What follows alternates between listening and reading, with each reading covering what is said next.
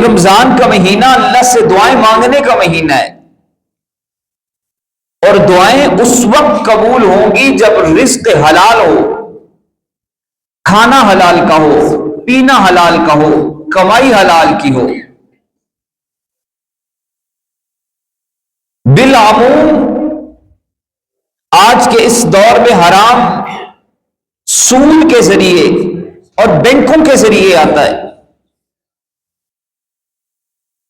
علماء نے لکھا ہے کہ اگر کسی شخص کی کمائی حلال کی نہیں ہے تو رمضان المبارک اس کی سحری اور افطاری اور اخراجات کا انتظام وہ قرض لے کر پورے کرے، اس لیے کہ قرض لے کر اسے استعمال کرنا حلال ہے۔ اس قرض سے اپنے معاملات چلائے، اخراجات پورے کرے اور دعاؤں کا اہتمام کرے کہ اللہ حرام کی آمدنی سے اسے محفوظ فرمائے۔ اللہ کی ذات سے قوی امید ہے کہ رمضان کے اندر ہی اس عمل کی برکت سے اللہ اسے رزق حلال کا بہترین روزگار عطا فرمائیں گے۔ تو یہ مہینہ دعاؤں کی قبولیت کا مہینہ ہے، لیکن دعائیں اس وقت قبول ہوں گی جب رزق حلال کا ہو، آمدن حلال کی ہو، ذرائع حلال کے ہوں، اور دعائیں اس وقت قبول ہوں گی جب تعلق قرآن کے ساتھ ہو۔ رسالت مآب صلی اللہ علیہ وسلم نے فرمایا کہ ایک شخص اللہ کے حضور لمبی لمبی دعائیں مانگتا ہے، اور ایک شخص ہے جو قرآن کی تلاوت میں مصروف ہے، اسے مانگنے کا، اللہ سے دعائیں مانگنے کا وقت نہیں ملتا۔ وہ قرآن کے ساتھ اتنا مشغول ہے کہ وہ اللہ کے حضور لمبی لمبی دعائیں نہیں مانگ پاتا۔ آپ صلی اللہ علیہ وسلم نے فرمایا کہ اللہ جتنا اسے عطا فرماتے ہیں جو اللہ سے مانگ رہا ہے، اس سے کئی گنا زیادہ بڑھا کر اللہ اسے عطا فرماتے ہیں کہ جس کے دل میں تو مانگنے کی تمنا ہے، لیکن قرآن کی مصروفیت اسے اللہ کے حضور دعائیں مانگنے کا موقع نہیں دے گی۔ اس لیے اپنا تعلق قرآن کے ساتھ اس قدر مضبوط کرے، قرآن سننے کا اہتمام، سننے کا ذوق، سننے کا شوق پیدا ہو۔ اور یہ قرآن کی جو سماعت ہے، قرآن کا جو سننا ہے، یہ اتنا خاص عمل ہے کہ رسالت مآب صلی اللہ علیہ وسلم خود فرمائش کرتے ہیں صحابہ سے کہ مجھے قرآن سناؤ۔ آپ صلی اللہ علیہ وسلم نے حضرت عبداللہ بن عباس کو بلایا اور فرمایا کہ عبداللہ مجھے قرآن سناؤ۔ وہ جن پر قرآن نازل ہوا، وہ جن کے سنانے سے انسان کو انسان رہے، جنات کا عقیدہ اور ایمان بدلتا ہے، وہ رسالت مآب صلی اللہ علیہ وسلم کے جن کی تلاوت کو سننے کے لیے حوران ارم بے قرار اور بے تاب ہیں، عرش کے فرشتے بے قرار ہیں، وہ رسول کہ جن کا قرآن سننے کے لیے آسمان سے جبرائیل اترتا ہے، اور آپ جبرائیل کو قرآن سناتے ہیں، جبرائیل سے قرآن سنتے ہیں۔ آپ نے فرمایا کہ عبداللہ تم مجھے قرآن سناؤ، میں کائنات کو قرآن سناتا ہوں، دھرتی کو قرآن سناتا ہوں، آج میں چاہتا ہوں کہ میں قرآن سنوں، تم مجھے قرآن سناؤ۔ تو حضرت عبداللہ بن مسعود رضی اللہ تعالی عنہ فرماتے ہیں کہ میں نے قرآن پڑھنا شروع کیا اور قرآن میں سورہ نساء کی تلاوت شروع کی۔ دوران تلاوت آپ صلی اللہ علیہ وسلم اشکبار ہو گئے. قرآن کی تلاوت سننے سے آنکھوں میں آنسوؤں کا آ جانا ایمان کی علامت ہے. وَإِذَا تُلِيَتْ عَلَيْهِمْ آيَاتُهُ زَادَتْهُمْ ایمانا. جب ان پر قرآن کی آیات تلاوت کی جاتی ہیں ان کا ایمان بڑھ جاتا ہے. وہ فرماتے ہیں کہ میں تلاوت کرتے کرتے قرآن کی اس آیت پر پہنچا. فَكَيْفَ إِذَا جِئْنَا مِنْ كُلِّ أُمَّةٍ شَهِيدًا وَجِئْنَا بِكَ عَلَى هَؤُلَاءِ شَهِيدًا. اے میرے پاک پیغمبر، ایک دن ایسا آئے گا ہم ساری امتوں کو اپنے سامنے کھڑا کریں گے اور ہر امت پر ایک گواہ کھڑا کریں گے.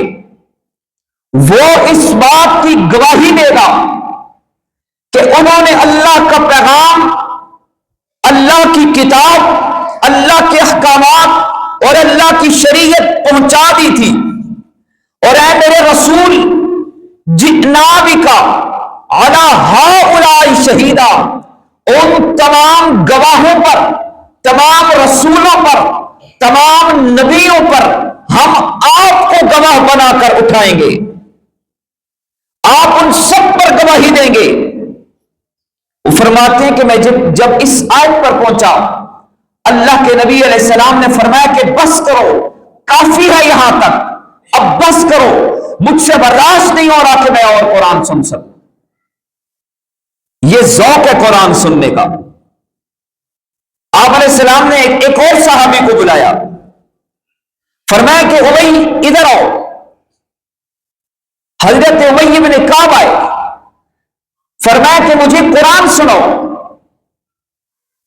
وہ عرض کرنے لگے یا رسول اللہ، آپ تو صاحب قرآن ہیں، آپ پر تو قرآن نازل ہوا، آپ ہمیں سنانے والے ہیں، بھلا میں آپ کو کیسے قرآن سناؤں؟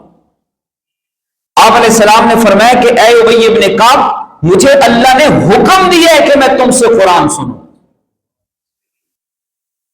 حضرت ابی بن کعب نے ناز میں آ کر عرض کی، کہا یا رسول اللہ، اللہ سمانی، کیا اللہ نے میرا نام لے کر کہا کہ ابی بن کعب سے قرآن سنو؟ فرمایا نام اللہ سما کا، ہاں ابی بن کعب، اللہ نے تیرا نام لے کر کہا ہے کہ میں تجھ سے قرآن سنوں. آج قرآن پڑھا جاتا ہے، سنایا جاتا ہے، اور ہم سننے کے لیے تیار نہیں ہیں. قرآن کی ایک آیت، حضرت فضیل بن عیاض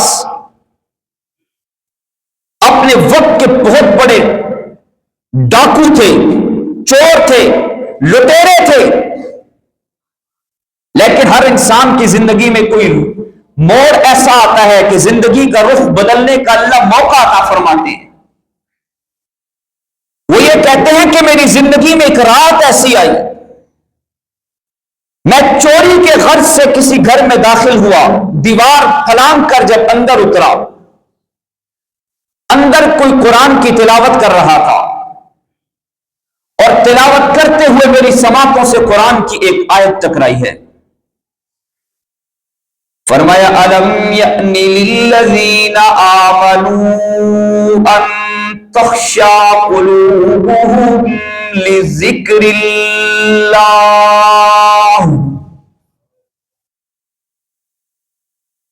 ایک آیت. فضیل بن عیاض کہتے ہیں کہ میں لرز اٹھا، میرا وجود کانپنے لگا.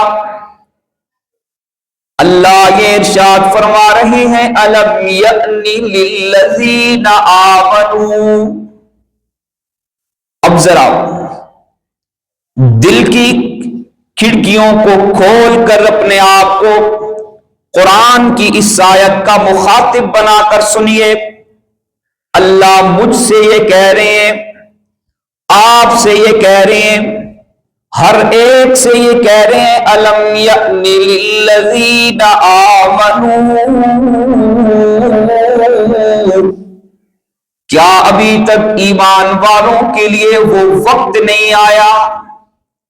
کیا ابھی بھی وہ لمحے نہیں آئے، کیا ابھی بھی وہ ٹائم نہیں آیا، ان تخشا قلوبہم لذکر اللہ، کہ ان کے دل اللہ کے ذکر کے لیے، ان کے دل اللہ کی خشیت سے معمور ہو کر اللہ سے ڈر جائیں۔ کیا ابھی بھی وہ وقت نہیں آیا کہ وہ زندگی کا رخ بدل لیں، اپنے آپ کو پاک بنا لیں، تقوی حاصل کر لیں؟ ان تخشع قلوبہم، ڈر جائیں ان کے دل، پرہیزگاری کا راستہ اختیار کر لیں۔ پرہیزگاری کسے کہتے ہیں؟ پرہیز کرنا، تقوی حاصل کرنا، پرہیزگاری کا راستہ، وہ کام کہ جن کا اللہ نے کرنے کا حکم دیا، ان کاموں کا اپنی زندگی میں ان کا فوت ہو جانا، اس سے پرہیز کرنا کہ اللہ نے یہ حکم دیا ہے یہ کرو، ایسا نہ ہو کہ میں وہ نہ کروں، اور وہ کام کہ جن سے اللہ نے منع کیا کہ یہ نہیں کرو، ایسا نہ ہو کہ وہ کر گزرو، بچانا اپنے آپ کو۔ فضیل بن نیاز کہتے ہیں کہ میں وہیں سے الٹے قدم واپس لوٹا، جنگلوں کی طرف نکل گیا، ساری رات سجدے میں پڑھ کر اللہ کے حضور توبہ کرتا رہا، اور بار بار یہ کہتا رہا کہ اے اللہ، وہ وقت آ چکا ہے کہ فضیل کا دل تیری طرف بدل کر تیری محبت میں تڑپے۔ آ گیا وہ وقت، زندگی کا رخ بدل گیا۔ قرآن ایسا سنا، رخ بدل گیا، اور وقت کے بڑے محدث بنے، اپنے وقت کے بہت بڑے عالم بنے۔ امام مالک اور امام اعظم ابو حنیفہ کے ہم عصر علماء میں ان کا شمار ہوتا ہے، اتنے بڑے آدمی بنے، لیکن قرآن کی ایک آیت نے رخ بدلائے، سنا، دل کی کھڑکیاں کھول کر سنا۔ قرآن کو توجہ سے سننا، قرآن کو دھیان سے سننا، قرآن کو دل لگا کے سننا۔ رسالت مآب صلی اللہ علیہ وسلم فرماتے ہیں کہ رب العالمین اس قاری کی تلاوت کو بہت دھیان سے سنتے ہیں جو بہترین انداز میں قرآن پڑھ رہا ہو۔ صرف اللہ کے نبی نہیں، خود رب العالمین بھی قرآن کو سننے کا مشتاق ہے۔ اور ایک رات بڑا عجیب خطاب کیا، جبرائیل امین در دولت پہ حاضر ہوئے اور آ کے رحمت عالم صلی اللہ علیہ وسلم کو اللہ کا پیغام ربانی سنایا۔ عرض کی یا رسول اللہ، اللہ یہ فرما رہے ہیں یا ایھا المزمل قم اللیل الا قلیلا نصفہ او انقص منہ قلیلا او زد علیہ وَرَتِّلِ الْقُرْآنَ تَرْتِيلًا۔ اے میرے پاک پیغمبر، آپ کی زبان سے قرآن کی تلاوت ہوتی ہے، اصحاب پیغمبر قرآن سنتے ہیں، ازواج مطہرات قرآن سنتی ہیں، اہل بیت قرآن سنتے ہیں۔ آج عرشوں پہ میں مشتاق ہوں، رات کی تنہائیوں میں آپ اٹھ کھڑے ہوئیے، قُمِ اللَّيْلَ، کھڑے ہو جائیے، رات کے اندھیروں میں ساری دنیا جب سو رہی ہو آپ اٹھ جائیے، اور اٹھ کے کیا کریں؟ رتل القرآن ترتیلا، آپ قرآن پڑھیں، ہم آپ کا قرآن سننا چاہتے ہیں۔ حضور قرآن پڑھے، اللہ سننا چاہتا ہے۔